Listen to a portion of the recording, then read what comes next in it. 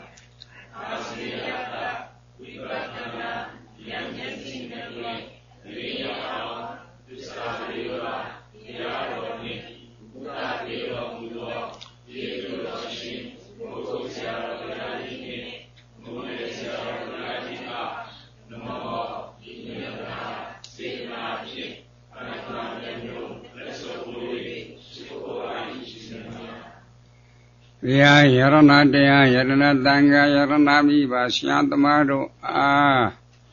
Yo Demiano Lesomo Shiko Puzo Unyo Malayo Lojato Puzon Tapanama Sirana Padabinya Uriado Jamiro Alosia Dona Ado Moomati Miene Don Nebato Lagong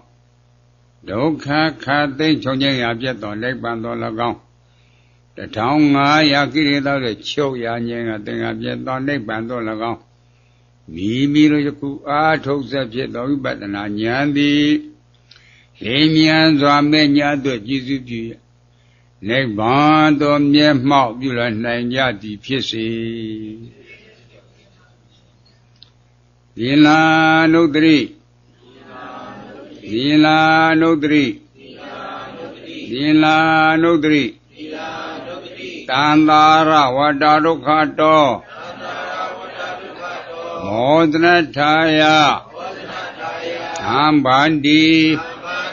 Itrani Nadaha Atinga Dampanagatam Ubodata Dilam Damanya Sabi Anugan Katawa Ilandita Me Bandi Dutiambi Ambandi Itrani Nadaha Tinga Dampanagada Upodata Dila Damaya Sami Anugan Katawa Ilandita Me Bandi Tatyambi Ambandi Itrani Nadaha Tinga Dampanagada Ubodata Dila Damaya Sami Anugan Katawa Ilandita Me Bandi Ya Maharami Damwadita Namo Tata Bhagavato Rato Tamata Buddhata Namo Tata Bhagavato Rato Tamata Buddhata Namo Tata Bhagavato Rato Tamata Buddhata Namo Tata Bhagavato Rato Tamata Buddhata Oh, Nandarana Goswami, the Mandarana Goswami, Dangandarana Goswami.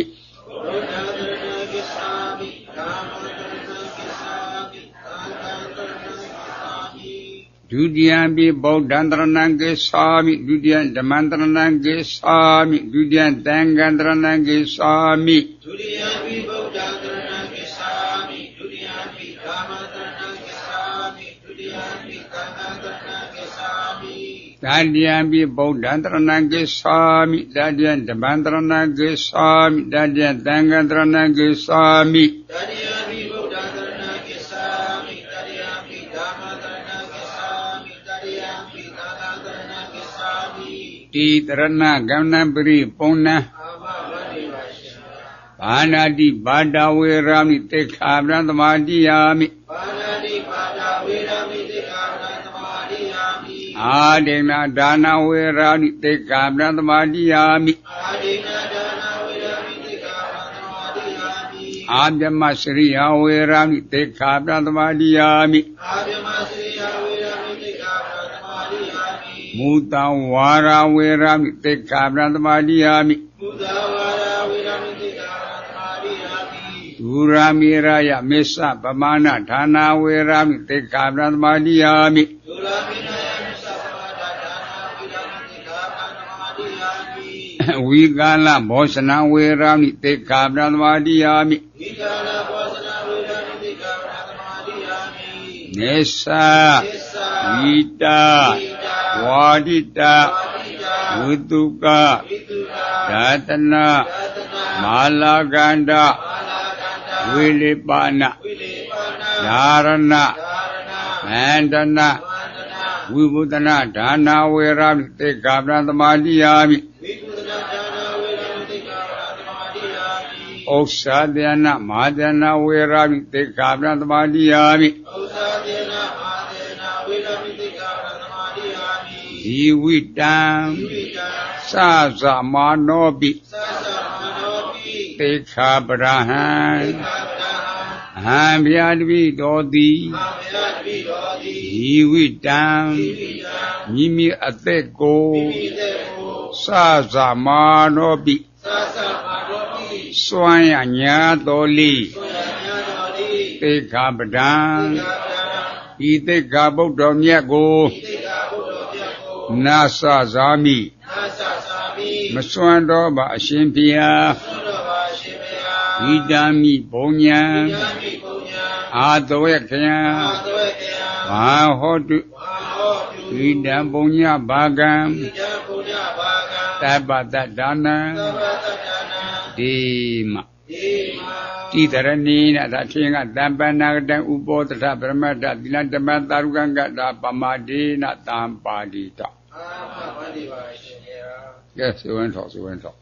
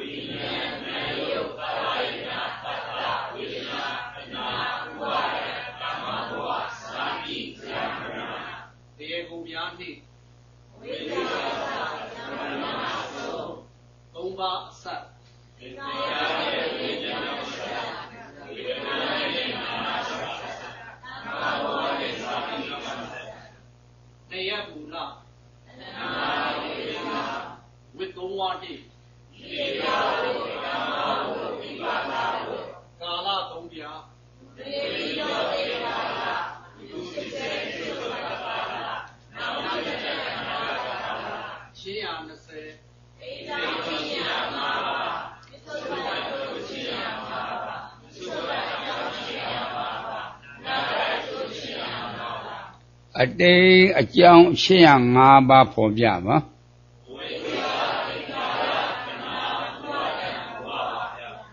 ဝိသသင်္ခါရတဏှာဥပါဒံဘဝဝေအနေနှင့်ဘဝတည်းသွင်းမှာနော်ဘဝမှာထောက်ပဲပေါ်မှာထောက်မှာဘူးကိရိတာနဲ့ကမ္မဝကိုပိုင်းခြားပြီးတော့ထောက်ပြမှာမဟုတ်ဘူးလေအပေါ်မှာထည့်ဆုံးအဝိဇ္ဇာတဏှာဥပါဒံက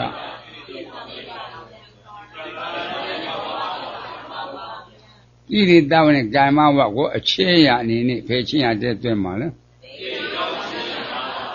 တေကြောင့်ချင်းရ5ပါးဆိုတာဘာပါခေါ်တာလဲအဝိဇ္ဇာသင်္ခါရတဏှာဥပါဒံဘဝသစ္စာဘောရပါသစ္စာအောက်ကွယ်နေတဲ့ပဲကွယ်မှာပိစုပ္ပန်အကြောင်းချင်းရ5ပါးဖော်ပြပါ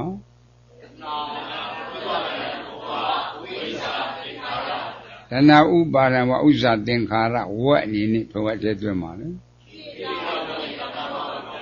ကိရိတာနဲ့ကမ္မဝကိုပိုင်းခြားပြီးတော့ထောက်ပြပါ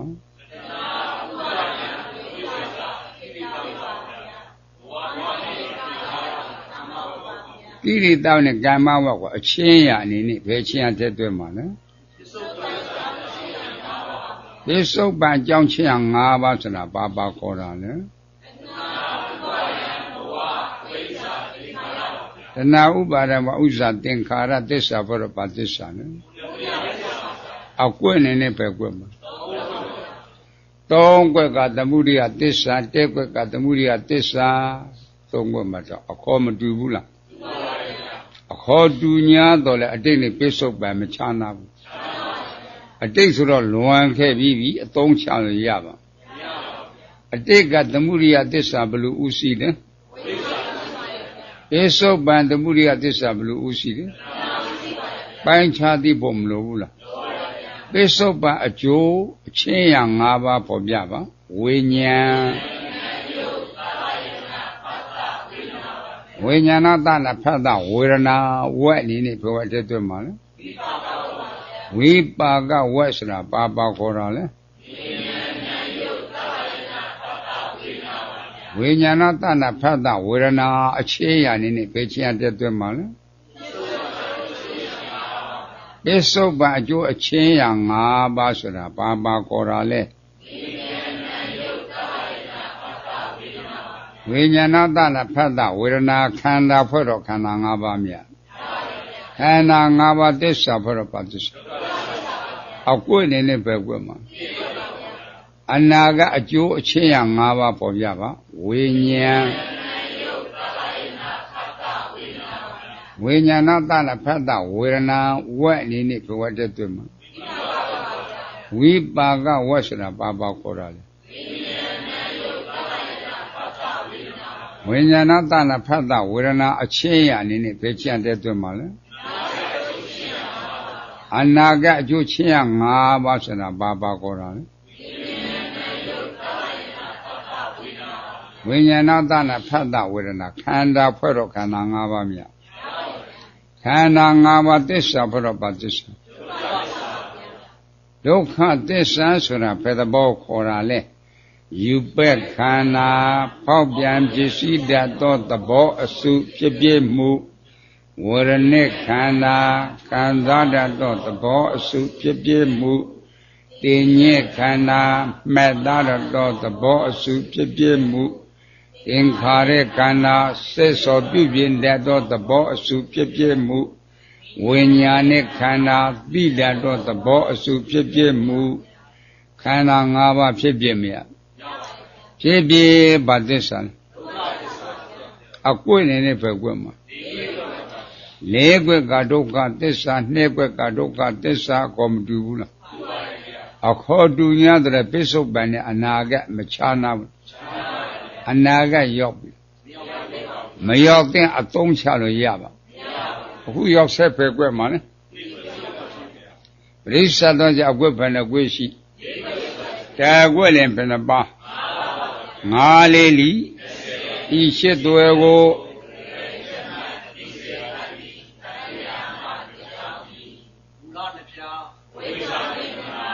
သစ္စာနှစ်ခုဒုက္ခသစ္စာဒုက္ခသစ္စာဒုက္ခသစ္စာဒုက္ခသစ္စာဒီခုအလွာဒီခုအလွာသစ္စာဒုက္ခလွာသစ္စာဒုက္ခလွာအာဂါယုလွာအင်္ဂါ12ပါးဝိညာအင်္ဂါဝိညာဉ်ယုတ်ကာယနာအာဝိညာတနာဝါဒကာမဘောသာတိဇာမရဏတေဘူများနှင့်ဝိညာနာဝိညာနာဆိုသုံးပါးအစသင်္ခါရနဲ့ဝိညာဏသက်သက်ဝိညာဏနဲ့နာမသက်သက်ကာမဘောသာတိကနေယမူလအနာတိယဝိသုံးပါးနှင့်ေတာတုကာလတုကာလတုကာလသုံးရာမေတိယောတိကာလသူပစ္စေပစ္စုပ္ပန်ကာလနောင်တိယနာကာလချင်းရာ20တေတောင်းချင်းရာမှာပါပစ္စုပ္ပန်တုချင်းရာမှာပါပစ္စုပ္ပန်ကြောင့်ချင်းရာမှာပါနာဂတုချင်းရာမှာပါလွန်လေပြီးသောအတိတ်ကာလကိုဖော်ပြပါဝိသံသင်္ခါရဝက်အနေနဲ့ဘဝတည်းတွေ့မှာလေကိရိတာနဲ့ကမ္မဝကိုပိုင်းခြားပြီးတော့ထောက်ပြပါ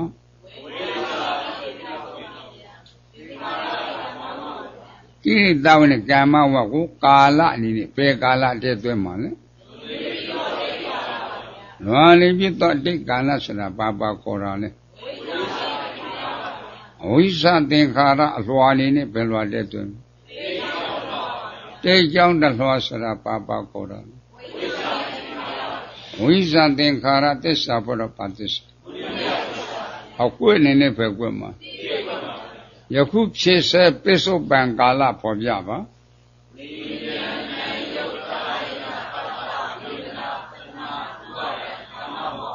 ယခုဖြစ်စေကိုပေါ်ပြပါဝိညာဏတနာဖတ်တာဝေဒနာဝက်အနေနဲ့ဘဝတည်းတွေ့မှာဝိပါကဝက်ဆိုတာဘာခေါ်တာလဲဝိညာဏတနာဖတ်တာဝေဒနာကာလအနေနဲ့ဘယ်ကာလတည်းတွေ့မှာလဲယခုဖြစ်စေပစ္စုပန်ကျိုးကာလဆိုတာဘာခေါ်တာလဲဝိညာဏတနာဖတ်တာဝေဒနာအလွှာအနေနဲ့ဘယ်လွှာတည်းတွေ့မှာပစ္စုပန်ကျိုးတလွှာဆိုတာဘာခေါ်တာလဲဝိညာဏတနာဖတ်တာဝေဒနာခန္ဓာဖွဲ့တော့ခန္ဓာ၅ပါးမြတ်ခန္ဓာ၅ပါးသစ္စာဖွဲ့တော့ဘာသစ္စာအောက်ကွယ်အနေနဲ့ပဲကွယ်မှာပစ္စုပန်ကာလဆက်ပြီးပေါ်ပြပါတဏှာဥပါဒကမ္မဘောဝက်အနေနဲ့ဘဝတည်းတွေ့မှာကိတတဲ့ကမ္မကိုပိုင်းခြားပြီးတော့ထောက်ပြပါ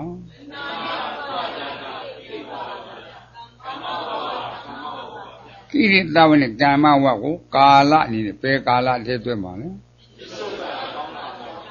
ပစ္စုပန်ကြောင့်ကာလဆိုတာဘာခေါ်တာလဲတဏှာဥပါဒကမ္မဘောအလွှာအနေနဲ့ဘယ်လွှာတည်းတွေ့မှာလဲပစ္စုပန်ကြောင့်တလွှာဆိုတာဘာခေါ်တာလဲ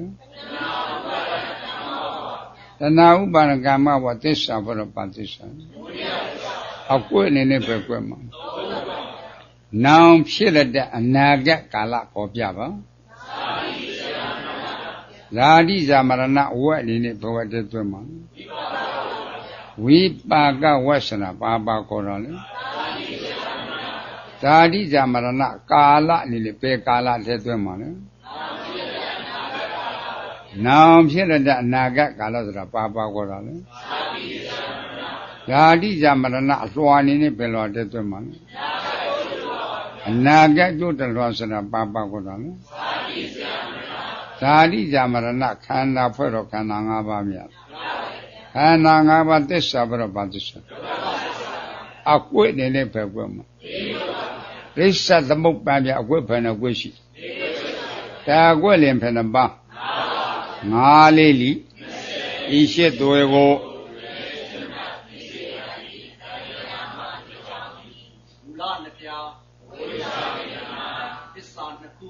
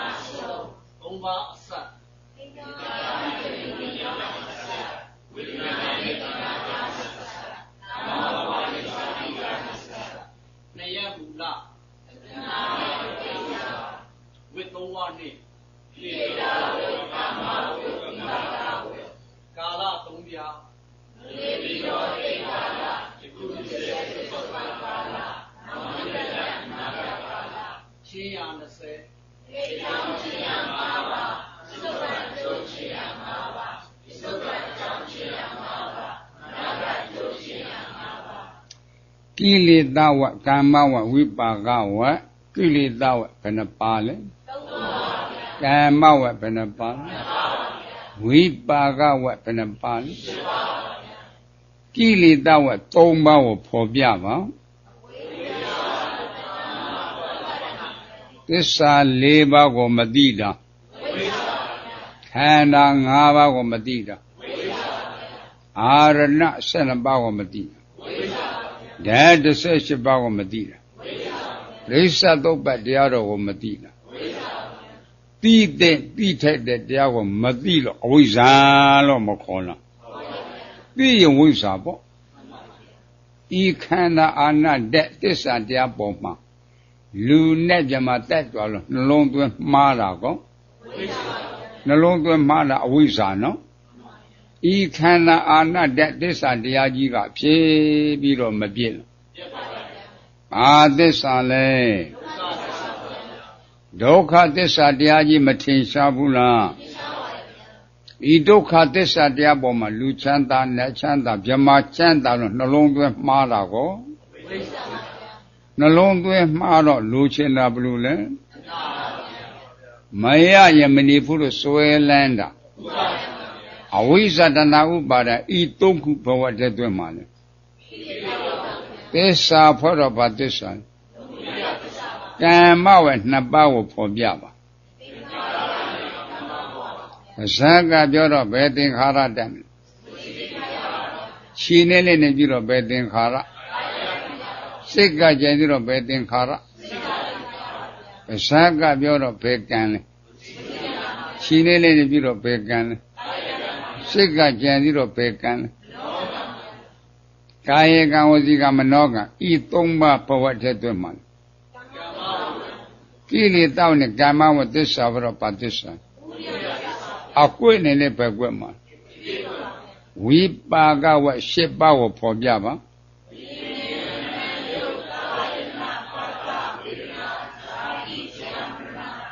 ဝတ်အနေနဲ့ဘဝတည်းသွင်းမှာ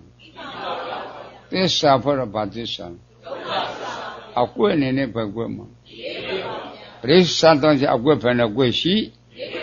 တဲကွက်လည်းဖယ်နဲ့ပါငါလေးလီဤရှိသူရဲ့ကို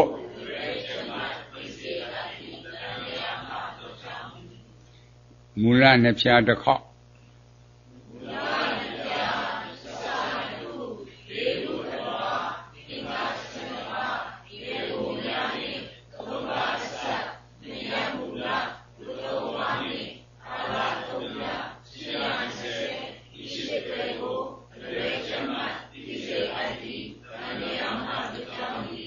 နမောတတ္တဘဂဝတောရာတောသမ္မာသမ္ဗုဒ္ဓတ္တနမောတတ္တဘဂဝတောရာတောသမ္မာသမ္ဗုဒ္ဓတ္တနမောတတ္တဘဂဝတောရာတောသမ္မာသမ္ဗုဒ္ဓတ္တ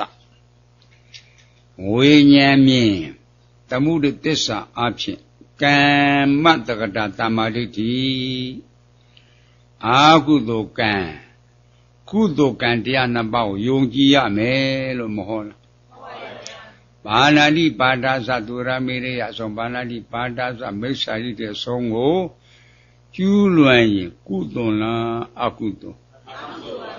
အကုသိုလ်ကအကြောင်းကြောင့်အကျိုးတရားကတည်တည်အချမ်းမဲ့၌ ငရေတိရစ္ဆာန်ပြစ်တာအတူတကယ်လို့မဟုတ်လားချမ်းသာတဲ့တရားလားရှင်းတယ်ဒါအကုသိုလ်ကံကြောင့်ဖြစ်တာနော်ကြောက်စရာမကောင်းလားမာနာတိပါဒသဒုရမေရိအဆုံးမာနာတိပါဒမိစ္ဆာတိတဲ့အဆုံးကိုရှင်းအောင်ကျင့်ရင်အကုသိုလ်လားအကုသိုလ်ကုသိုလ်ကအကြောင်းကြောင့်အကျိုးတရားကလူပြည်နတ်ပြည်၆တာလည်းမဟုတ်ဘူးလားရှင်းတဲ့တရားလားချမ်းသာတဲ့တရားအဲ့ဒါကံမတ္တရာတမ္မာတိတိကံကံကျိုးယုံကြည်ဖို့မကောင်းလား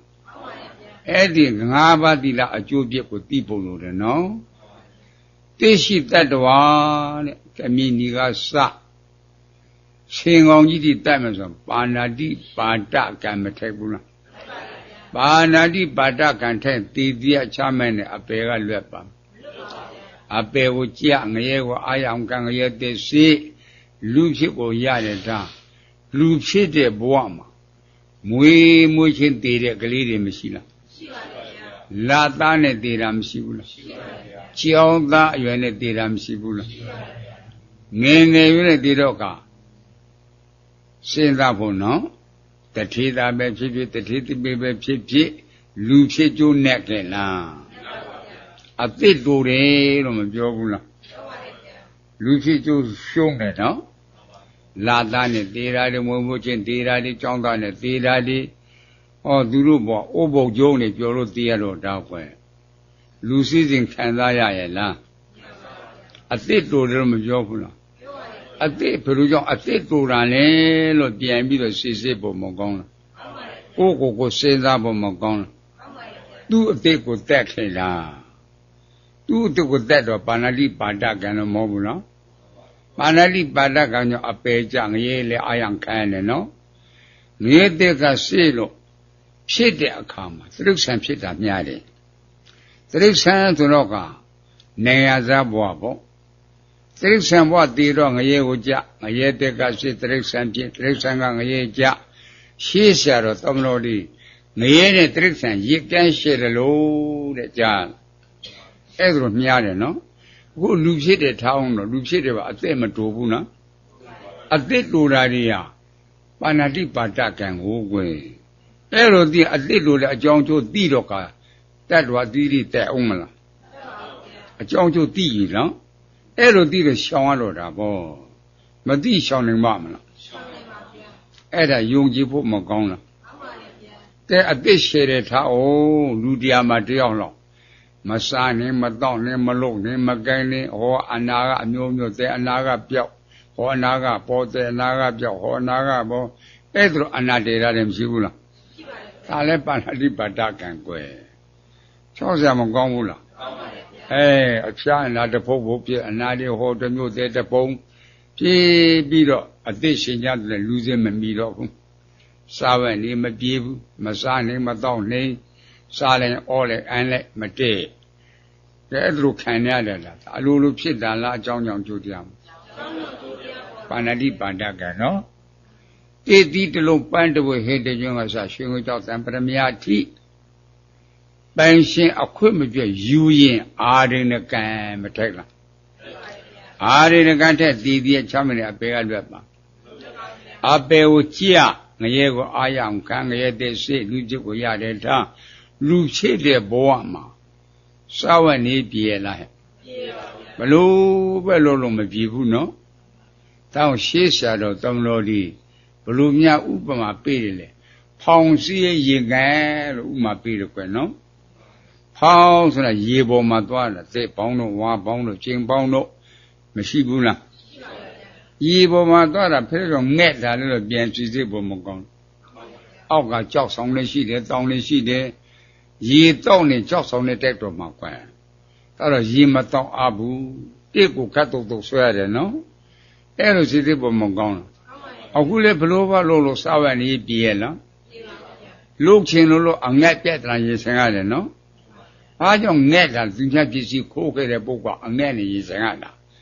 စားဝတ်နေပြေးတာအာနိနကံကွကြားလားဘလို့ဘာလို့ပြေးလားဟဲ့ပြေးဘူးအဲ့ဒါအာရိဏကအကြောင်းကြောင့်အကျိုးတရားပေါ်လေအဲ့လိုအကျိုးပြည့်ကိုသိတော့ကငဲ့တာအလိုလုံးသူမြတ်ပစ္စည်းခိုးခဲ့တာ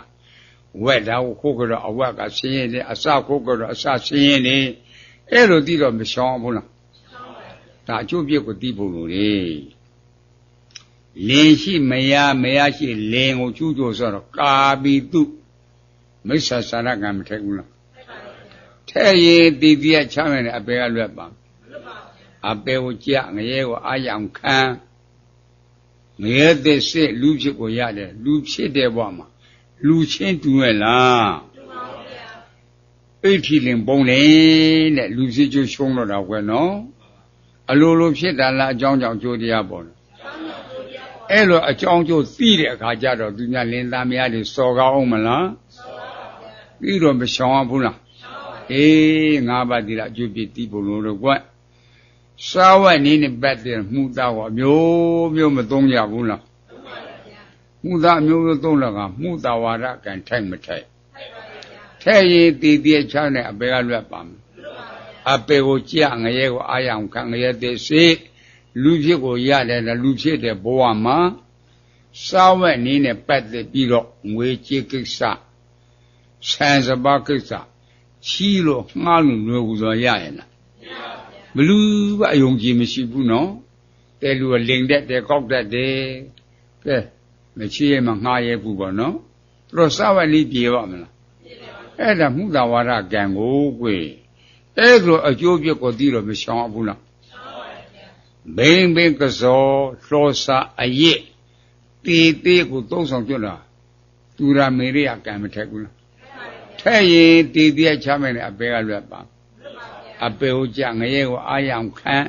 ငရဲသစ္စေလို့လူဖြစ်ကိုရတဲ့လူဖြစ်တဲ့ဘဝမှာ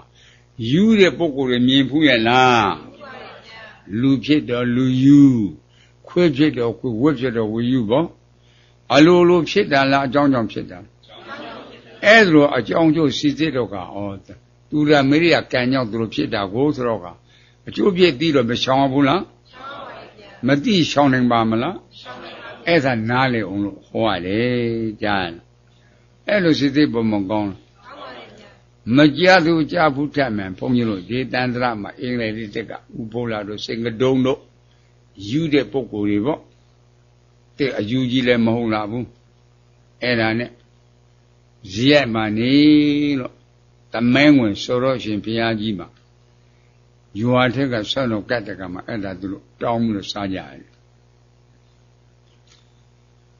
တနေ့တည်းနဲ့မင်းရွာနဲ့ဘုန်းကြီးအနောက်ကံကောင်းနေ15မယ်ငွေတယ်မြစ်တာမြစ်ရွာနဲ့ဘုရားနဲ့ကမြစ်တာမြစ်ချတယ်မြစ်မြောက်ဘက်မှာမြတ်သိမ့်တယ်ဘုရားဆိုသီရိဓမ္မသောကမြည်တည်ခဲ့တာအဲ့ဒီမှာဆန်းတော်ကတ်သွားတဲ့အခါမှာဇီယမန်တဲ့ဖိုးလာအဲ့ဒါတောင်းစားနေတာအဲ့ဒီယောကဥပဒကကြောက်ကအဲ့ဒီဖြာမြောက်ပဲပါသူ့ရဲ့လေတော့ရှိတယ်အဲ့ဒီလူမှထိုင်းမတစ်ပြီးတော့တောက်တာတယ်လူကဝယ်မတောက်ဘူးထိုင်းရည်ကိုသူကိုယ်တိုင်တစ်ပြီးတော့တောက်တယ်အပေါင်းဖုံလည်းမတောက်ဘူးအဲ့ဒါနဲ့တောကိုသွားတဲ့အခါဇီယမှာဖိုးလာလို့ဟေးဖိုးလာထိုင်းတောက်ရှင်လက်ခဲထိုင်းတောက်ရှင်လက်ခဲလို့ခေါ်တယ်အဲ့ဒါယူတဲ့ဖိုးလာကဘုလိုပြန်ပြောတယ်လေငါဟောဘွားတော့ကတောက်တာအခုထိအမှုမပြေသေးဘူးလေဟောဘွားတော့ကတောက်တာအခုထိအမှုမပြေသေးဘူးလေကြားအဲ့ဒါယူတဲ့လူတွေအမှုပြေလို့လားမပြေလို့လားပြေလို့ပါဗျာအာရတော့မှုတာကိုဟဲ့ကြားလားဟောတော့ကတောက်တာတော့မှအမှုမပြေပါလားဟဲ့အဲ့တော့ဟိုလူကစဉ်းစားတယ်ချီတလှမ်းချင်းသွားကန့်ပြီးတော့သွားတဲ့ကောင်တော့ကိုရောက်ထမင်းပေါ်တစ်အိုးတွေကိုတခါလဲခွဲဓာတ်တွေချိုးအဲ့တဲ့နေ့ကစအတော့စားပြတ်တော့တာဘုန်းကြီးတို့ဟောတော့ကမကြွက်ဘူးဟိုလာပြောမှကြွက်တော့တာဟဲ့ရလားကဲဟိုဘတော့ကတော့တာအခုတည်းမင်းပြေဘူးတယ်အခုလဲကားစီတဲ့ခါမှုယထာစီတဲ့ခါမှုလင်းစီတဲ့ခါမှုသူတို့ကမရှိဘူးလားအဲ့တဲ့လူတွေတော့သမားတော့အောင်ပြီတော့သမားဘုရားဟောရတယ်လေအားတော့နာတယ်ကွာအားနာတယ်စဉ်းစားဖို့မကောင်းလားခေါင်းမှုခဏနာပေါ်တာလူအသိမပေးနဲ့ခေါင်းမှာအသားလေးတာမှိမ့်လေတို့မှအတော့သမားမသိတယ်ကွယ်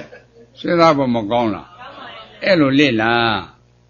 ကဲအဲ့တဲ့သူရမီးရဲ့ကံဆိုတော့နည်းနည်းပေါ့ပြီးတော့မှမယူညာတော့လေကြောင်းထားတဲ့အရွယ်ရောက်တော့9နှစ်6နှစ်9နှစ်ကြာတော့ကြောင်းထား ကျောင်းကအတန်းကျောင်းပဲဖြစ်ဖြစ်ဘုံကျောင်းပဲဖြစ်ဖြစ်ရှေ့သာတင်နောက်စာမေ့ဆိုတာကြားဘူးလားအတိရွယ်ကြီးလို့တာကျောင်းအားထွက်တာအတက်အောင်လို့မရှိဘူးမေ့လို့ခင်နေတော့တာဟိုစဉ်းစားဖို့မကောင်းလားမေ့အမေ့လျော့အားကြီးတာအတော့သမားသက်ကွကြားလားခါလာအမေ့ရုပ်ထူတာမရှိဘူးလားအဲ့ဒါအတော့သမားတွေကွနော်အတိရွယ်ကြီးလို့တာကျောင်းကထွက်တော့တာအတောင်သူပဲလုံးလို့အယောင်ဝယ်လုံးတရားနဲ့တရားတစ်မျိုးသွားလာပြီးတော့အယောင်ဝယ်လို့လမ်းခီးတစ်ထောက်သမင်းဆိုင်တွေ့လို့စားတော်မဲ့တွေ့လို့စားကြစားလို့ခီးစစ်ပြီးတော့သွားတယ်ကစားပြီးလို့ခီးစစ်တယ်ကအဖို့တန်တဲ့ပစ္စည်းတွေမေ့လို့ဆုံးတာတွေကမရှိဘူးလားရှိပါဘူးအလိုလိုဖြစ်တာလားအကြောင်းကြောင့်ကြိုးတရားပေါ့သူရမေရိယကံဒီကနော်ကဲတကားနှံကောက်ကြီးပြက်စဘာကောက်ကြီးပြက်ပဲကောက်ကြီးပြက်အယောင်ဝယ်လို့ငွေချေတဲ့အခါ1000ထုတ်1000ထုတ်တွေထုတ်တာ1000ထုတ်ကိုပေးရမှာ1000ထုတ်ကိုပေးလို့ဆုံးလာတွေကမရှိဘူးလားရှိပါဘူးအလိုလိုဖြစ်တာလားအကြောင်းကြောင့်ကြိုးတရားပေါ့မေ့လျော့တာဟာသူရမေရိယကိုကွယ်အဲ့လိုသိတော့မရှောင်ရပြီဘူးလားရှောင်ပါဘူးအေးရှောင်ရမယ်ညာရှောင်ရမယ်အဲ့ဒါတိမှပယ်တင်တာနော်အဲ့ဒါသူရမေရိယကံ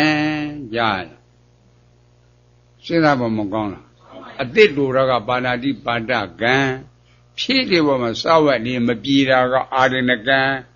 ဘာကြောင့်စောက်ဝက်နေမပြေတယ်လဲဘဝစစ်တကသူများပစ္စည်းကိုခိုးခဲ့တာသူများစားမယ်ခိုးခဲ့တာသူများဝက်မယ်ခိုးခဲ့တော့ဖြည့်တယ်ပေါ်မှာငဲ့တယ်နော်အစားတော့ရှားပါတယ်ကြားလားအဲ့လိုစိတ်တွေပေါ်မကောင်းဘူးလားတဲ့ခါသူများရဲ့အဆောက်အဦတွေကိုဖြစ်စီတာမီးရှို့တာတွေအဲ့ဒါအသက်တွေဘာတွေဖြစ်စီတာတွေနှိမ့်အောင်တွေဖြစ်စီတာတွေလူအိမ်တွေမီးရှို့တာတွေအဲ့ဒါပုဂ္ဂိုလ်လေးတွေကအိမ်မရှိဘူးဖြစ်တယ်ပါမှာဖြစ်သူတို့လေးနဲ့ဘုရားလေးနဲ့နေလို့ဟောလာမှာတော်လို့ရောလို့သူတို့နေရတာတွေကြားလားသူများအဆောက်အဦဖြစ်စီခဲ့တဲ့လူတွေကွယ်စဉ်းစားဖို့မကောင်းလားအလိုလိုဖြစ်တာလားအကြောင်းကြောင့်ကြိုးတရားပေါ်တယ်အဲ့လိုစဉ်းစားအောင်နော်အဲ့ဒါ၅ပါးသိတာအကျိုးပြစ်ကိုသိရင်ပါဏာတိပါဒာသသူရမေရိယအဆုံးကိုမရှောင်ရဘူးလားရှောင်တာအကုသိုလ်လားကုသိုလ်လားအဲ့ဒါကုသိုလ်ကြောင့်လူဖြစ်တယ်နဲ့ဖြစ်တယ်အကုသိုလ်ကြောင့်ငရဲတိရစ္ဆာန်ပြစ်တာအပယ်လေးဘုံလို့မောဘူးလားအဲ့ဒါတော့အကျိုးပြစ်ကိုသိဖို့လိုတယ်သိမှပယ်နိုင်တာမသိပယ်နိုင်ပါမလားသိအောင်ကြိုးစားအဲ့ဒါကံလန်းဘုန်းကြီးဟောတာကံလန်းကံဆိုတာအပယ်သွားတာကအကုသိုလ်ကံအပုံညာပိသင်္ခါယအဲ့ဒါအပယ်သွားတဲ့လန်းပုံညာပိသင်္ခါလူကျင်နဲ့ကြည်သွားတဲ့လန်းကံမထန်40အားထုတ်လို့တမာရိတာရမယ်သူတို့ဘာစိတ်သိနေတယ်ဒါဖြင့်ရည်ကျင်မြေရှို့နေတဲ့မိုးပြန်နေတဲ့ဒက်စီမှာပါပဲပြန်နေတာရှားလားဟဲ့ဇန်လန်းစဉ်းစားနော်ကံလဲတဲ့ဇန်လန်းနဲ့ညံလန်းနဲ့အဲ့ဒါကံမှန်းလည်းမသိဇန်မှန်းလည်းမသိဝိပဿနာဆိုလို့ဝိပဿနာတော့ပြောလိုက်ရတာဇန်လန်းဒီကံလန်းဒီရလားမကြောက်ကြဘူးထက်မှန်ရှေ့ထိကျော်ကာကြီးကခဏပြောရတာသောတော်ရမင်းကြီးတို့မေတော်မာယာတော့ကိုးကွယ်နေတဲ့ရသေးကြီးဒီဝိလရသေးအဲ့တဲ့ရသေးကရှေ့ကိုကဘာလေးစင်မြင်တယ်နောက်ကိုကဘာလေးစင်မြင်တယ်အကုန်လုံးမြင်တယ်ပြောနေတာအာယုံပြုတဲ့ခါသူတို့ဘာစိတ်စင်ကိုသိတယ်မြေထဲရှိုးနေတယ်မိုးပြန်နေတယ်အဲ့ဒါသုလောတာမင်းကြီးတို့မေတော်မာယာတို့ကိုးကွယ်တာ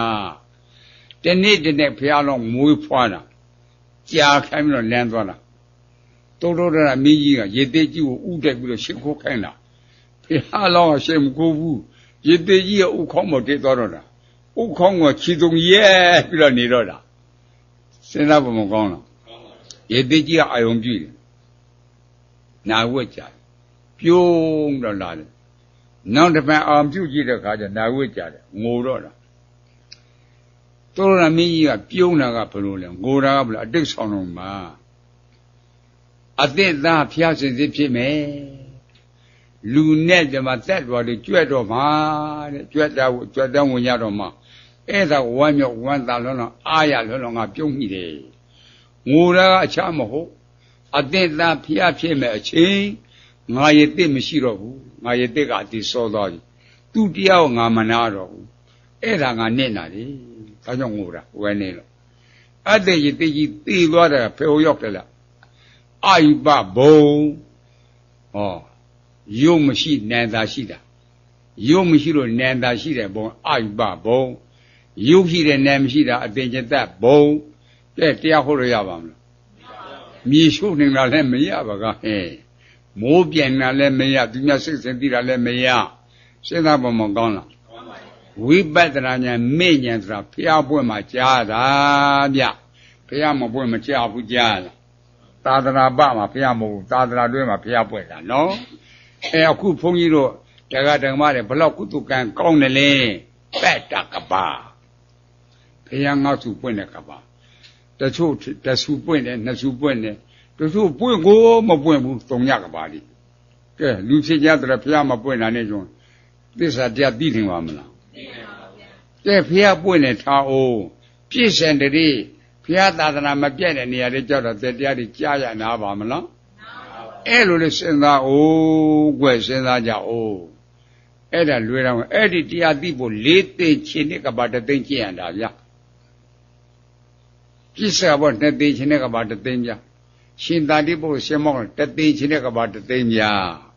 အဲ့ဒါတရားသိဖို့ရကျင့်ရတာနော်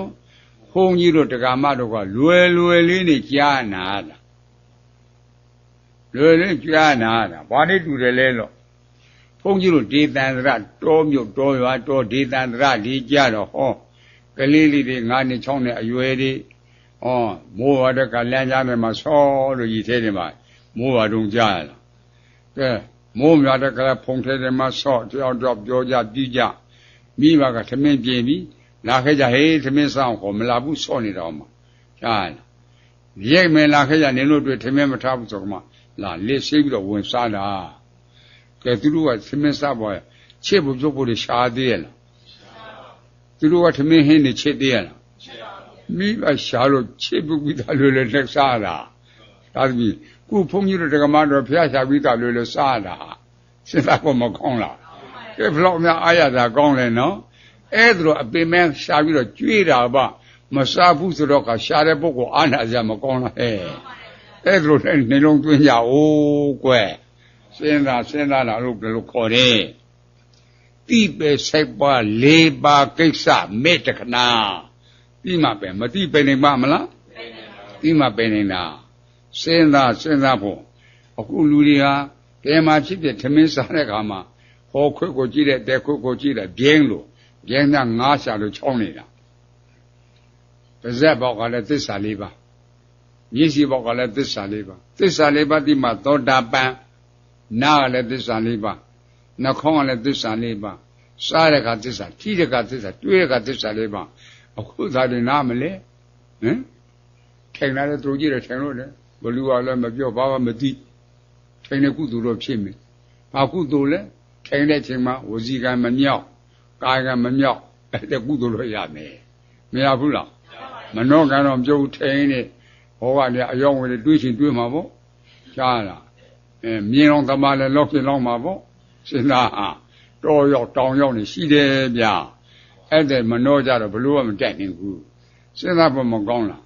အေးလက်လာကြကဲလက်တွေမြက်တွေဥပမာဗမာပြည်မှာငပြောတိမှာနာမည်အကြီးဆုံးငပြောတိနတ်တပုအနက်ရောအချိုရောအနက်ရောပြည့်စုံတာနတ်တပုစီဆိုတာဗုဒ္ဓဘာသာတော်တဲ့သိညာအခါမှာနတ်တပုစီတွေဖြော်တတ်ကြတာဟေးနတ်တပုရည်တွေလေအဲ့ဒါပင်ထိမဲ့ငပြောတိနတ်တပုငပြောတိစကြည့်လိုက်ဘယ်လိုတွေ့မလဲအပြောတိတွေ့ရလားချိုတာတွေ့လားချိုတာနော်အဲ့ဒီချိုတာကိုမျက်စိနဲ့ကြည့်မြင်ပါမလားယုံရဲ့လားယုံတယ်နော်မျက်စိနဲ့ကြည့်မမြင်ရဘူးလေးနဲ့ကန်ဆန်းကြည့်တွေ့ပါမလားတွေ့ပါဘူးကဲအာနိမိတ်တာတန်တန်မရှိဘူးဟေ့သူတို့သိဖို့မလိုဘူးလားနန်းကြည့်ချိုရတာတွေ့ပါမလားတွေ့ပါဘူးနားထောင်ကြည့်ငါတွေ့ပါမလားတွေ့ပါဘူးမျက်စိနဲ့ကြည့်မြင်ရပါမလားလေးနဲ့ကန်ဆန်းကြည့်တွေ့ရလားရှာနဲ့ကြတော့မသိနိုင်ဘူးလားဘာကြောင့်သိနေတယ်လဲမေးရင်ဘယ်လိုပြောမလဲ အာဘောတဲ့အာဘောဆိုတဲ့ဆွဲဆိုတာရေရလားဆွဲဆိုတော့ကအချိုတဲ့လေးပေါ်မလာဘူးလားကဲတဲ့လေးနဲ့ကဲတော့ချိုးတာသိရပါမလားအာဘောတဲ့မရှိဘူးကွယ်ရှာနေကြမှာဆွဲဆိုချင်းမှာချိုးတယ်ငန်တယ်သူတို့သိတာကဲနသူဘူးငပြောတိတွေ့တာလားချိုးရတာတွေ့အကောင်ထဲဟုတ်ကဲ့လားစဉ်းစားနော်အဲ့ဒါစသည်တွေလေးကဇင်ဝဝဉ္ဉဏ်တရားပေါ့တဝိညာဉ်ထဲစားလို့တောက်လို့ဖြစ်တယ်လားဖြစ်ပါဗျာအနတ္တတရားဘာကြောင့်မဖြစ်တာလဲသူကိုယ်တိုင်ကအနတ္တတရားဖြစ်တော့သူနဲ့သဟဇာတဖြစ်တဲ့ဝေဒနာတင်ညာစေရနာမပါဘူးချူတယ်လို့ခံစားတာလူလားဝေဒနာနဲ့လားဝေဒနာမြမလားဝေဒနာ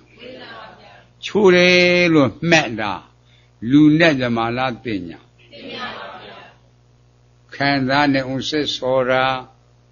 မှတ်နေအောင်စစ်စောတာလူနဲ့မြမလားစေရနာဝေဒနာတင်ညာစေရနာသုံးခုပေါင်းတော့နာမခန္ဓာ၄ပါးမပြည့်လားအဲ့၄ပါးပြည့်စုံမှစသည်တွေဖြစ်တာကဲလူနဲ့မြမလားနာမခန္ဓာ၄ပါးလျှာအကြည်ကနတုဘူးမပြောသည်ဟုတ်ကဲ့လားချိုရတာကနတုဘူးမပြောသည်ဟုတ်ကဲ့လားခန္ဓာဖို့ကြလို့ယူပိခန္ဓာမရလားနာမခန္ဓာ၄ပါးနဲ့ယူပိခန္ဓာပေါင်းတရားပြောက်တော့ကိုမာရှာတော့တရားတွေ့တယ်မဟုတ်ဘူးလားစားတဲ့ကလျှာမှာတွေ့နေတာအဲ့ဒီခန္ဓာသိတာငါဟုတ်ကဲ့လားမဟုတ်ပါဘူးဗျာမဟုတ်အဋ္ဌိမပြုတ်ဘူးလားပြုတ်ပါတယ်ဗျာပြုတ်တယ်အဲ့ဒီမှာနှလုံးသွင်းမှန်တာနဲ့မှားတာဗောဘလို့မှားတယ်လဲစိတ်ဘမကောင်းလားမှန်ပါဘူးဗျာစားကြည့်တဲ့နတုပုငပြောသည်တွေ့လားချော်ရတာတွေ့ချော်ရတာတွေ့ပါဗျာမျက်စိနဲ့ကြည့်မြင်ရမှာမလားမြင်ရပါဘူးလေးနဲ့ကန်ဆန်းကြည့်တွေ့ပါမလားတွေ့ပါဗျာရှာနေကြမှာသိတာနော်ချိုရတာယူပက်ခန္ဓာတရားအပေါ်မှာနတုပုမပြောသည်အနေနဲ့စားခြင်းမှုနှစ်သိမှုစောလန်းမှုကလောဘတဏှာသမုဒယသစ္စာချူရတာပေါ်မှာငပြောသည်လို့နှုံသွင်းမှားတာချူရတာယူပက်ခန္ဓာတရားအပေါ်မှာ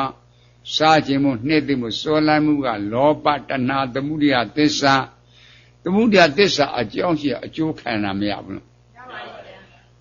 ခန္ဓာရရင်အိုနာတိလွက်ကလားမရပါဘူးဗျာဘာသစ္စာလဲအဲ့ဒီဒုက္ခသစ္စာအလိုလိုဖြစ်တာလားအကြောင်းကြောင့်ကျိုးတရားပေါ့အကြောင်းကသမုဒယသစ္စာကိုကွယ်အကျိုးကဒုက္ခသစ္စာနော်ကဲအဲ့လိုစိတ်သိပေါ်မကောင်းလားကြောင့်သမုဒယကြောင့်ဒုက္ခလို့မဟုတ်လားဟုတ်ပါရဲ့ဗျာကဲချိုရတာယူပက်ခန္ဓာတရားကစားတော့ဝါကြည့်တော့မမျောဘူးလားမျောတဲ့အခါတွေ့သေးရဲ့လားချိုရတာယူပက်ခန္ဓာတရားဤဖြစ်ခြင်းပြည့်ခြင်းကဘာသစ္စာလဲဒုက္ခသစ္စာလို့ပိုင်းခြားလို့သိတာကတာမာတိတိမေကသစ္စာသမုဒယသစ္စာသိတာနဲ့နောက်ခံတာမလားတာဩသစ္စာလေးပါးတစိုးကွစားရင်နဲ့အခုတော့ဒါပြမပါဘူးဟောကြည့်လိုက်တဲကြည့်လိုက်ပြဲလို့နေတော့ပျောက်ကုန်ပြီခန္ဓာကစဉ်းစားဖို့မကောင်းလားနေ့လေခါမှကြားထိုင်အောင်မယ်ကြားအခုလို့ပါတော့ကတွေ့နေတာဟမ်မြင်တဲ့ကမျက်စိမှာလို့စားတဲ့ခါလည်းမှာလို့အဲ့ဒါကိုနားလေအောင်လို့ဟောရတာဗျတဲ့မျက်စိနဲ့ပတ်တည်းလို့ပြောကြအောင်လို့မျက်စိအကြည့်ရှိတဲ့ပုဂ္ဂိုလ်ယူပါယုံဆိုတဲ့အရှင်းတက်ရင်ဆင်ရဝဉ္ဉာမပေါ်ဘူးမြင်သိစေလို့မဟုတ်ဘူးလားလူကိုမြင်တာလားအရှင်းကိုမြင်တာအရှင်းကိုမြင်တာပါဗျာမိန်းမယောက်ျားကိုမြင်တာလားအရှင်းကိုမြင်တာအရှင်းကိုမြင်တာမင်းတပည့်မင်းသားကိုမြင်တာလားအရှင်းကိုမြင်တာ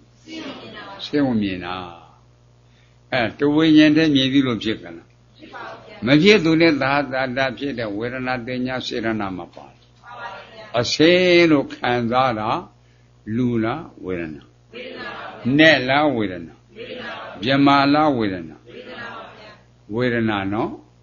အရှင်းလို့မှတ်တာလူနဲ့ဇမာလားတင်ညာတင်ညာပါဗျာခံစားနေစိတ်ဆိုတာမှတ်တာသူငါလားစေရနာစေရနာပါဗျာဝေဒနာတင်ညာစေရနာသုံးခုပေါင်းတော့နာမခန္ဓာ၄ပါးမပြည့်လားအဲ့၄ပါးပြည့်စုံမှမြင်သိသိဖြစ်တာငါမြင်တာလားမြင်သိစေမြ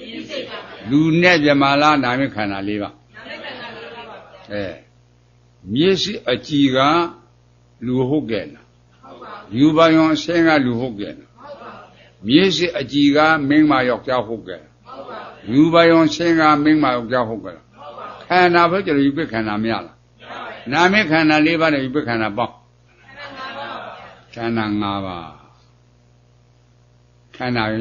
၅ပါးရတယ်နော်ကဲအဲ့ဒီခန္ဓာကိုဘုရားကသက်ခါရလို့မဟုတ်ဘူးလားငါလို့ယူအောင်မလားမင်းမယောက်ျားလို့ယူအောင်မလားတိတိမပြုတ်လားဟဲ့အဲ့ဒါတရားအထုတ်တာသာအလုတ်ပေးနီးနေတည်းဒါအလုတ်ပေးတဲ့နီးတွေသူတို့စိတ်သိပေါ်မကောင်းလားလူကသူတို့ကြီးအပေမဲ့ခါးတွေနာအောင်လို့ခါမှတရားလို့ထင်တာကိုအဲ့ဒါအထကလမ်တဏိယောကကိုညှင်းစေတဲ့တရားစိတ်လိုလိုက်ရင်လည်းကာမတုက္ခနိကနိယောကကဲစိတ်သိပေါ်ခန္ဓာရတဲ့ပုဂ္ဂိုလ်နာတိလွတ်ပါအဲ့ဒီပေါ်မှာဘလို့များနှလုံးသွင်းမှားတယ်လေလို့စိတ်သိပေါ်မကောင်းလားအမြင်ခံတရားကလူလားအရှင်းတဲ့မင်းသမီးလားအရှင်းတဲ့မင်းသားလားအရှင်းတဲ့သူ့မြင်ရတာရေးစေနီးတယ်ဆိုတာအရှင်းပေါ်မှာဖြစ်တာလားမင်းသမီးပေါ်မှာဖြစ်တာလားသူ့မြင်ရတာရေးစေနီးတယ်ဆိုတာမင်းသားအရှင်းပေါ်မှာဖြစ်တာလားမင်းသားမှာဖြစ်တာမင်းသားကပြင်းညက်မင်းသမီးကပြင်းညက်ကြားလားအဲ့ဒါပြင်းညက်အာယုံဒါကြောင့်ပြင်းညက်အာယုံနှစ်သက်ကြုံဖြစ်ဖြစ်ကိလေသာပြင်းညက်အာယုံနှစ်သက်ကြုံဖြစ်ဖြစ်ကိလေသာဟောလောဘသမုဒယအရှိယူပဲခန္ဓာတရားပေါ်မှာမင်းသမီးမင်းသားအနေနဲ့လိုချင်မှုနှစ်သက်မှုစွဲလန်းမှုကလောဘတဏှာသမုဒယသစ္စာအရှိယူပဲခန္ဓာတရားအပေါ်မှာမင်းသမီးမင်းသားအနေနဲ့လိုချင်မှုနှစ်သက်မှုစွဲလန်းမှုကလောဘတဏှာသမုဒယသစ္စာသမုဒယသစ္စာအကြောင်းကြီးတော့အကျိုးခန္ဓာမရလားခန္ဓာရတဲ့ပုဂ္ဂိုလ်အိုနာတိလွတ်ခဲ့လားအာသစ္စာလေသမုဒယဒုက္ခလို့မဟုတ်ဘူးလားရှင်းလာတဲ့တရားလားရှင်းတဲ့တရားလားဒါသမုဒယကြောင့်ဒုက္ခဟေ့အဲ့လိုစိတ်သေးပေါ်မှာကောင်းလားဒါနှလုံးသွင်းမှားလို့ဖြစ်တာစဉ်းစားနော်အရှိယူပဲခန္ဓာတရားကြီးကဖောက်ပြန်ပြီးတော့မပြည့်လားအာသစ္စာနဲ့လေအရှိယူပဲခန္ဓာတရားကြီးဖြစ်ချင်းပြည့်ချင်းကဘာသစ္စာလဲ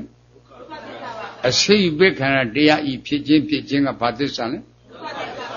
ဒုက္ခသစ္စာလို့ပိုင်းခြားလို့သိတာကဒုက္ခသစ္စာမေဃသစ္စာတော့သမုဒယသစ္စာသိတယ်နဲ့နောက်ခန္ဓာမလားနော်ဩသစ္စာလေးပါးတစုံမကားဟေ့မေဃနိရောဓလို့မဟုတ်ဘူးလားဒါနှလုံးသွင်းမှန်တော့မေဃနိရောဓနော်အရှိပက္ခတရားဤဖြစ်ခြင်းပြခြင်းကဒုက္ခသစ္စာဒုက္ခသစ္စာပိုင်းခြားသိတာတမ္မာတိတဲ့မေဃသစ္စာသမုဒယသစ္စာသိနောက်ခန္ဓာနိရောဓသစ္စာသစ္စာလေးပါးတစုံဟောအဲ့ဒါမှာပဲမဲ့တရားကသမုဒယဒုက္ခလက်ခံတဲ့မေဃနိရောဓလို့မဟုတ်လားကဲဒါမျက်စိမှာဖြစ်တဲ့သစ္စာလေးပါးကြာမျက်စိမှာသစ္စာလေးပါးနားမှာသစ္စာလေးပါးနှာခေါင်းမှာသစ္စာလေးပါးစားတဲ့အခါလျာမှာသစ္စာလေးပါးထိတဲ့အခါသစ္စာလေးပါးတွေးတဲ့ကြံတဲ့အခါသစ္စာလေးပါးသစ္စာလေးပါးသိမှသောတာပန်တရာဂံအနာဂံယန္တာသူတို့လေ့လာဖို့မကောင်းလားအဲ့ဒါလုံးရင်ချစ်တယ်ကွသိမှပင်လားမသိပင်နိုင်ပါမလားစဉ်းစားအဲ့တော့ဘယ်လိုသိရမှာလဲလို့ခန္ဓာအကျိုးပြစ်ကိုတကယ်စစ်ဆေးကြစို့ဘယ်လိုစစ်ဆေးရမှာလဲစစ်ဆေးဖို့မကောင်းဘူးလားအမျိုးသမီးလေးနဲ့အမျိုးသားလေးဘဝရည်စည်ဆုံးလင်များဖြစ်ကိုရချစ်တုံးခင်လုံးတပြုံပြုံ၄-၅နှစ်ပေါင်းတဲ့စစ်ဆန်ခဲ့တာကြီးကတယောက်ပါမရမရကအလုတ်ကောင်းလင်ကလည်းအလုတ်ကောင်းခိပေါ်ပဲပြဿနာတွေကရရွှေတွေဝေထားတော့တာရွှေတွေ9နှစ်က6နှစ်ကြတော့သားလေးတောင်မွေးတော့တာကြောင်လေးအဝက်စုံရတော့လင်မြတ်တော့ဝမ်းသားလည်းကသားလေးရတော့ကတပြုံပြုံနဲ့ကဲအဲ့တော့သားလေးမွေးတဲ့ကစအဲ့တဲ့အမျိုးသမီးကစီဝါရေးလုပ်နေမှာမလို့ကလေးမွေးနဲ့ကလေးထင်းနဲ့အလုတ်ကတယောက်ရောသွားပြီ စားဝတ်တော့တိုးလာပြီနောက်နှစ်တကနှစ်သားမွေးချပြန်တော့လားနောက်နှစ်သားချလာ9နှစ်ကျတော့9ယောက်မွေးတော့တာဟေးဟော9နှစ်ကအလုပ်ပြည့်သွားပြီစားဝတ်9ယောက်တိုးလာပြီဟောကလည်းအလုပ်ကပန်းနေပြီရှိတဲ့ရွှေလို့ဖြုတ်ပြီးတော့300တော့ရောင်းတော့တာကြားလားရွှေကကုန်ပြီးရင်းစရာကဝယ်လာချမ်းတာကလိုကြီးပြည့်တောင်နဲ့ဥစ္စာပြစဖို့ကမိဖို့ချောင်းအာကြီးသုံးတာဒါကြောင့်မလို့စက်အလင်းမမိနိုင်တာပေါ့အစားအလင်းမမိနိုင်ဘူးမိဖို့ချောင်းကဖြုံးနေဆိုတော့မိမကဒေါပွားပြီအကိုရဲ့ချင်းလို့အရှိအင်ကကိုထွန်းပေါ်လို့ကြည့်စားဖို့စိတ်တော့ပြီးကြီးတဲ့သူတို့လောက်ထားခဲ့တာယောက်ျားစစ်ဆိုးရိုင်တွေ့ပြီလေးမြောက်ကွဲရပြီကြားနာလာ3လကြာသွားပြီကွဲတော့ပတ်ဝန်းကျင်ကလည်းငိုတို့လူကြီးတွေသူတို့စစ်တဲ့ပုံမှာဟောကသူ့ဖြစ်ဆွေမျိုးကိုယ်ပြောပြန်စစ်တဲ့ကြတယ်အကျိုးပြမင်းတို့လေးများရန်တွေ့တာဘယ်နှကြိမ်ရှိပြီလဲအခုတစ်ကြိမ်ငိုတို့မှ4ခါရှိပြီကွရန်တွေ့တာအခုမှနေသားကြတာမဲတစ်ကြိမ်တစ်ခါတော့တီးခံအောင်မှာပါမင်းတို့ထမင်းစားတဲ့ကရှာနေသွားမကဲကြိုက်မိတယ်ဘာဖြစ်လို့ကြိုက်တာမတော်လို့ကြိုက်မိအခုလည်းမတော်လို့ဖြစ်တာတော့တီးခံအောင်မှာအဲ့လိုမိမိကရေလေပတ်လေပြောတော့ကစိတ်ပြေမသွားဘူးလားပြေတဲ့ကပြင်ပြီးတော့မပေါင်းမိဘူးလားအဲ့ဒါအမျိုးသမီးနဲ့အမျိုးသားမှမုန်းစရာပိုင်ပြန်ပေါင်းလို့ရပါမုန်းစရာပါလားမပါဘူးလားသူ့စိတ်ကလောက်တာမုန်းတာအမျိုးသမီးမှလည်းမုန်းစရာမရှိအမျိုးသားမှလည်းမုန်းစရာရှိပြန်စစ်ဆက်လို့ရပါမယ်စဉ်းစားအောင်လူတွေယူတာကိုပြောရတာအယူပြောင်းဟောရတာဟဲ့တရားဟောတာစဉ်းစားဖို့မကောင်းလားအယူပြောင်းဟောရတာတဏှာပုတဲ့အယူတွေလို့ဟောတာစဉ်းစားဖို့မကောင်းလားစဉ်းစားချစ်စာပါလင်ညရန်တွေ့ပါမလားချစ်စာကပါရလားသူ့စိတ်ကလောက်တာအသက်စိတ်ကိုမြောက်ကြည့်နှလုံးသွင်းမှားတာတော့မဟုတ်ဘူးလားတဲစစ်ဖို့ကောင်းတယ်နော်အမြင်ခံကအမျိုးသမီးလားအရှင်းတဲ့လားအမျိုးသားလားအရှင်းတဲ့လားအဲ့ဒီအရှင်းယူပိခံတဲ့မြတ်စွာဘုရားကချောင်းတဲ့မြေထဲမှာရှိတဲ့ရေမြုပ်ကြီးကဲ့သို့ဟောမဟောယူပိခံတာရေမြုပ်ကြီးနဲ့တူတယ်လို့မဟုတ်လားရေမြုပ်လို့မြင်မယ်သိမယ်ဆိုရင်ချစ်တဲ့စိတ်တွေပေါ်အောင်မလားမုန်းတဲ့စိတ်ကပေါ်အောင်မလားသူအမှန်မြင်တာသူတို့လေ့လာဖို့မကောင်းလားဒါကြောင့်မုစ္ဆာနာကတရားနာဉာဏ်ကခန္ဓာလှဲ့လို့မဟုတ်လားတယူပိခန္ဓာခန္ဓာမရဘူးလားအဲ့ဒီယူပိခန္ဓာအရှိကတိတာစိတ်ခုဝိညာဉ်ကနံတရားမရလားအရှင်းကယုတ်တရားမရလားနံဟုတ်နှစ်ပါးအမျိုးသမီးလားနံနေရောအမျိုးသားလားနံနေရောလူနဲ့ကြပါလားနံနေရောမျိုးရောတိုက်ကြည်လားနံနေရောကဲ30တုံတွေ့သေးရလားအမျိုးသမီးကတွေ့ရလားအမျိုးသားကတွေ့ရလားတွေ့တဲ့တရားတွေမှာချစ်ကြည့်ယူပခန္ဓာကြဖောက်ပြပြီးတော့မပြည့်လားဝိညာဉ်နဲ့ခန္ဓာတည်ပြီးတော့မပြည့်လားဖြစ်ပြလို့မဟုတ်လားဟာသစ္စာဟောချဲ့တာတဲ့တရားလားရှင်းတဲ့တရားလားကဲအခုခန္ဓာရတဲ့ပုဂ္ဂိုလ်နေရှိတဲ့မြတ်ရည်တဲ့မြတ်ချဲ့တာတဲ့တရားလားရှင်းတဲ့တရားလားရှင်းတဲ့တရားနဲ့နေရတာကိုကွယ်သူတို့ဆိုတော့အမှန်သိတော့အမှားမပြောက်လားရှင်းတယ်လို့သိရတဲ့ခန္ဓာမျိုးနောက်ထပ်ရခြင်းသိရတယ်သိပေလို့မဟုတ်ဘူးလားဤညာရောက်သိအောင်ကြိုးစားသိတော့ကဲသိတယ်ဆိုတော့ကဝိဇ္ဇာလို့မဟုတ်ဘူးလားအဝိဇ္ဇာမချုပ်ဘူးလားတဏှာလာသိရလားဥပါဒံလာသိရလားကိရိတဝဲမချုပ်လားကိရိတဝဲချုပ်တော့ကာယကံဝစီကံကမ္မဝဲမချုပ်လားကမ္မချုပ်တော့ခန္ဓာလာသိရလားနိရောဓသစ္စာအဲ့ဒါလုံးအချက်ဒီကဲကြာစေခန္ဓာကဖြစ်ဖြစ်ဘာသစ္စာတိတာက